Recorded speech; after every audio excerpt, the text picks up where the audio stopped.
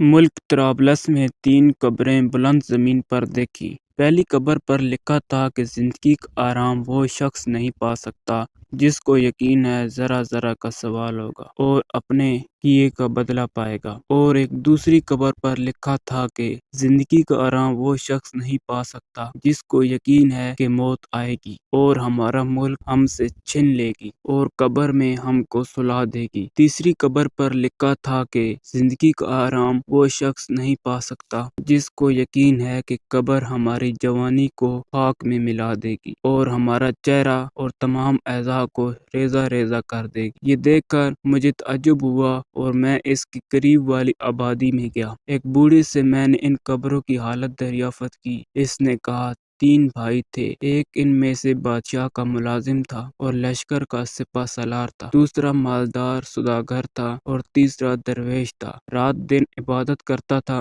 جب اس درویش کے انتقال کا وقت آیا تو اس کے دونوں بھائی اس کے پاس آئے اور کہنے لگے اگر تم کو کچھ وصیت کرنی ہے تو کرو۔ اس نے جواب دیا کہ نہ میرے پاس مال ہے، نہ مجھ پر کسی کا قرض ہے، نہ میرے پاس کچھ اسباب ہے، لیکن تم سے اس بات کا اقرار کر لیتا ہوں جب میں مر جاؤں تو اس ٹیلے پر دفن کرنا اور میری قبر پر لکھ دینا کہ زندگی کا آرام وہ شخص نہیں پا سکتا جس کو یقین ہے کہ ذرا ذرا کا سوال ہوگا اور اپنے کیے کا بدلہ پائے گا۔ اس کے بعد 3 دن تک برابر میری قبر کی زیارت کرنا، اس سے تم کو نصیحت ملے گی۔ پھر بعد مرنے کے دونوں نے 3 دن تک برابر اس کی قبر کی زیارت کی۔ تیسرے دن سپہ سالار نے زیارت کر کے جانے کا قصد کیا تو قبر کے اندر سے دیوار گرنے کی آواز سنائی دی۔ خوف سے کانپنے لگا اور ڈرتا ہوا مکان پر چلا گیا۔ رات کو اپنے بھائی کو خواب میں دیکھا اور پوچھا اے بھائی وہ آواز کیسی تھی؟ کہا فرشتے نے مجھ سے کہا کہ فلاں دن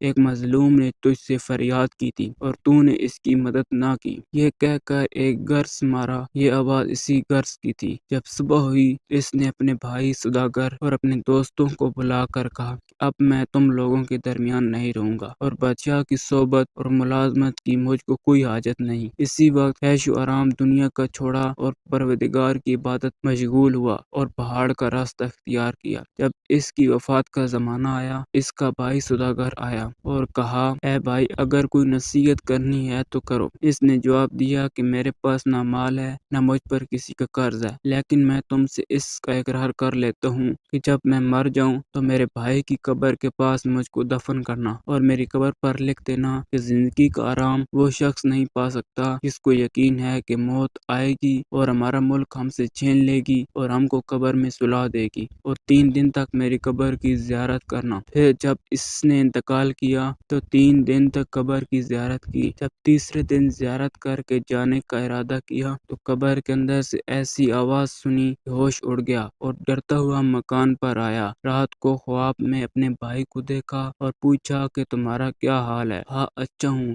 توبہ سے میرے سارے گناہ معاف ہو گئے ہیں۔ میں نے پوچھا میرا بھائی کیسا ہے؟ ہاں وہ نیک لوگوں کے ساتھ بڑے درجے پر ہے۔ میں نے پوچھا کہ میرا کیا ہوگا؟ کہا جو جیسا عمل کرے گا ویسا بدلہ پائے گا۔ جب صبح ہوئی تو اس نے بھی دنیا سے منہ پھیر لیا اور اپنا کل مال فقراء اور مسکین میں تقسیم کر دیا اور اللہ تعالیٰ کی عبادت میں زندگی بسر کی۔ جب اس کے انتقال کا وقت آیا تو اس کا لڑکا آیا اور کہا کہ اے باپ کچھ وصیت کرو۔ باپ نے کہا میرے پاس مال نہیں کہ وصیت کروں، لیکن میں تم سے اس بات کا اقرار کرتا ہوں کہ جب میں مر جاؤں تو اپنے دونوں چچوں کے پاس مجھے دفن کرنا اور میری قبر پر لکھ دینا کہ زندگی کا آرام وہ شخص نہیں پا سکتا جس کو یقین ہے کہ قبر ہماری جوانی کو خاک میں ملا دے گی اور ہمارے چہرے کو اور ہمارے تمام اعضاء کو ریزہ ریزہ کر دے گی، اور 3 دن تک برابر میری قبر کی زیارت کرنا۔ جوان لڑکے نے 3 دن تک برابر قبر کی زیارت کی۔ تیسرے دن قبر سے ایک خوفناک آواز سنائی دی اور غمگین ہو کر گھر آیا۔ رات کو اپنے باپ کو خواب میں دیکھا۔ اس نے کہا تو بھی جلد ہمارے پاس آ جائے گا، اپنے سفر کا سامان درست کر۔ اس لڑکے نے جس رات اس خواب کو دیکھا تھا اس کی صبح میں اس کے پاس گیا۔ اس نے خواب کا حال مجھ سے بیان کیا اور کہا کہ میری زندگی کے 3 مہینے یا 3 دن باقی رہ گئے ہیں، کیونکہ باپ نے